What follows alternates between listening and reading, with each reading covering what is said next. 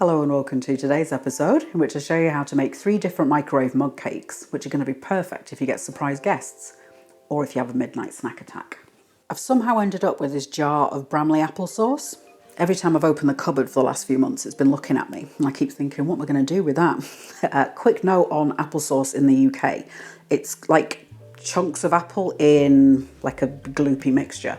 Very different to the apple puree that you'd get in Europe or in the States, for example, which is just pureed apples. Initially I thought maybe I could do like an apple pie of some description. Wondered if I could make a McDonald's apple pie, because they're just a special kind of delicious. That pastry is insane, but I don't know how to do it, so I need to do a bit more research on that. I was then making a cup of tea, had a mug in one hand, the thought of the applesauce in the other, and thought, oh, I'm going to make mug cakes. If you've not come across the concept before, a mug cake, you basically take cake ingredients, mix it in a mug, chuck it in the microwave for a minute, and then you end up with cake. Like, it's fast and dirty and delicious. If you want to learn how to make more lovely things like this in very few minutes, be sure to like this video, subscribe to the channel, and tap the bell icon so you won't miss any. I'm going to do apple and cinnamon with some pecans on top for one of them. The next will be peanut butter and jelly. And then the last will be chocolate cake with Biscoff at the bottom. This is Biscoff spread. I think in the States you'd call it cookie butter. It's like a spiced cookie, almost a bit like spéculage, that kind of flavour. And then to make the spread, I guess they powder it down, mix it with soy flour, vegetable oil, that kind of thing, and it becomes like peanut butter, that kind of thing. So if you can't get this one, feel free to grab any kind of cookie butter or anything similar. You could even use peanut butter at the bottom. Because I'm putting things at the bottom of each one, I can't really make the cake itself in the mug, because otherwise it's all going to get stirred in together. So I'm just going to mix it separately in a bowl and then put it on top. It is going to be quick and dirty because I'm not even going to clean the bowl in between. So I'm going to work my way up through the flavour strengths. So I'll start with the apple and cinnamon, then we'll do the PBJ, then we'll do chocolate at the end. Hello, wee man. Shadow's popped in to say hi. You gonna say hello to your fans? Gorgeous boy. Hey. Hi. Wash my hands and get stuck into it. I'm gonna use these fancy double-walled mugs, hoping they're gonna be all right in the microwave. I mean, we're gonna find out. They're only going in for like a minute and a half tops, so I think it should be okay. I'm gonna put the fillings in first before I do the batters, because otherwise I'll forget. So here's the applesauce. Put that at the bottom. Flatten it down a little bit. Yeah, maybe I'll do 2 tablespoons. So now that's done, we can move on to making the batter. All 3 cakes are going to start with a very similar basic batter. I'm going to do 5 tablespoons of plain flour, half a teaspoon of ground cinnamon. I'm doing a tablespoon of granulated sugar. I don't want my cakes very, very sweet, especially because I'm putting sweet things at the bottom. Feel free to up that sugar amount if you want to. 1/4 teaspoon of baking powder. That's going to give it some fluffy lift. A little pinch of salt, just for some added flavour, just to boost it up a bit. That's all of the dried ingredients.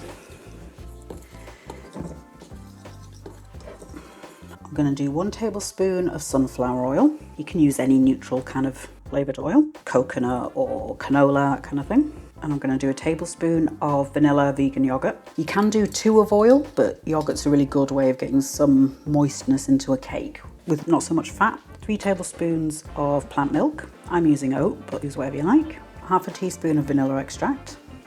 Stir that together. Now you don't want to over stir it because it makes cakes rubbery if you overwork them, because it develops the gluten.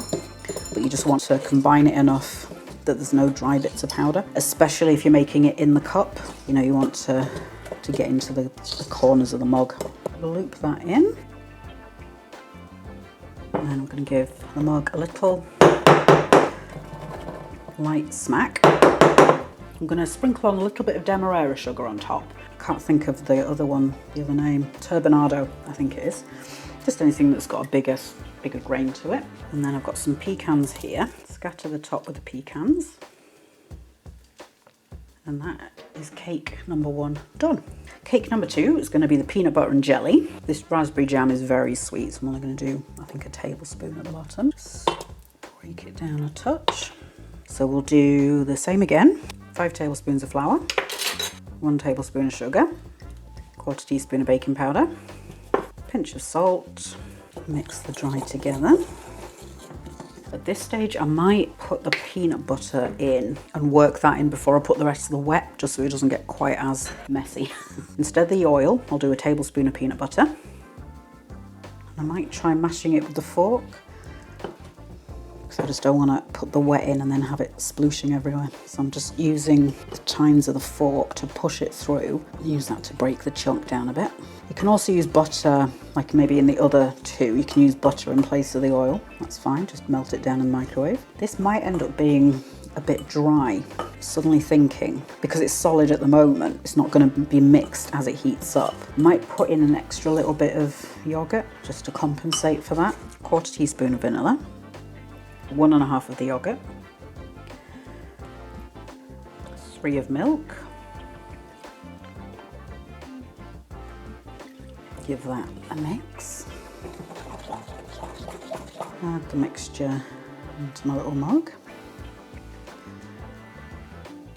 The lumpiness here is partly because I used chunky peanut butter, but it's also going to be the lumps of peanut butter itself. Tap that down. To top that one, I've got some chopped Brazil nuts. You could do peanuts as well, I just don't have any. So I'll just chop down some Brazil nuts left over from making the nut roast.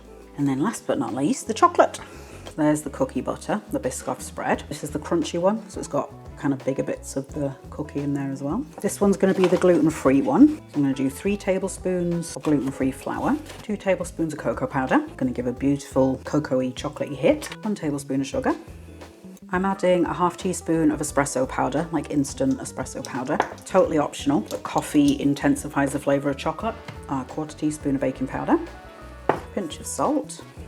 Tablespoon of oil. In something like this one, it might be interesting to use hazelnut oil, walnut oil, that kind of thing. I only just had the idea as I was pouring it in. 1 tablespoon of yogurt. 3 of milk.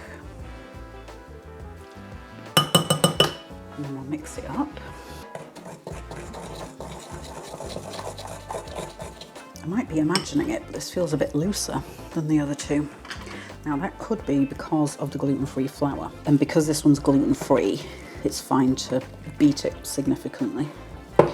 Maybe should have sieved the cocoa powder into the mug.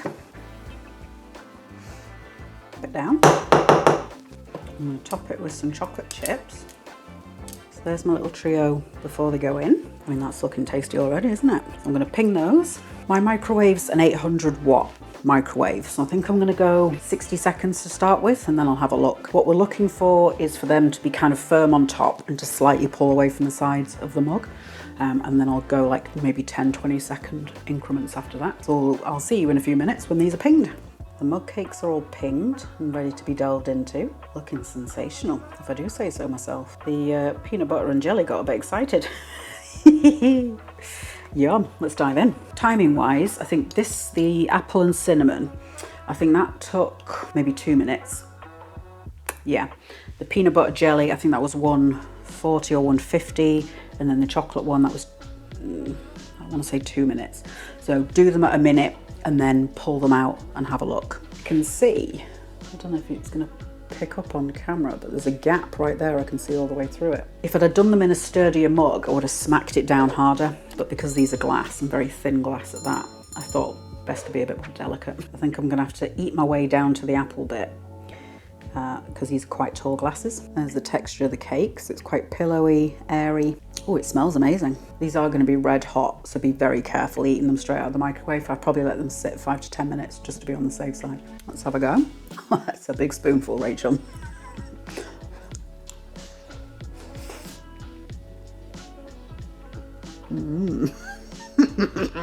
Perfect amount of cinnamon in there.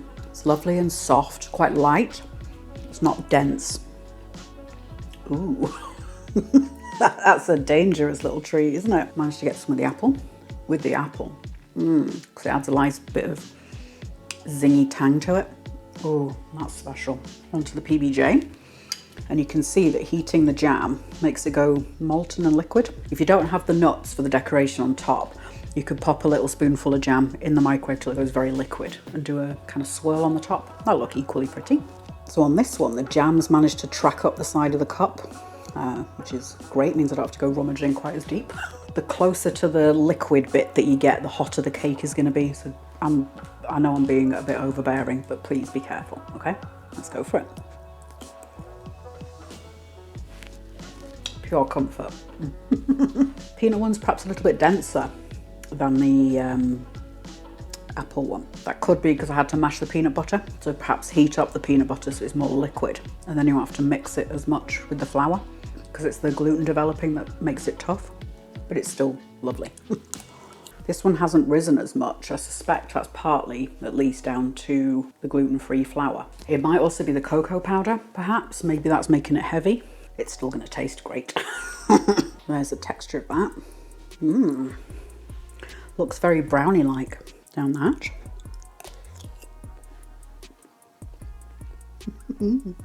It's hard to describe this properly, but it's both denser and lighter.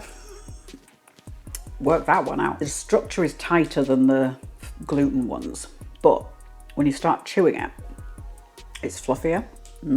Like I managed to hit on the perfect ratios of everything. For me, it's a perfect amount of sweetness, but do feel free to up the sugar if you want to.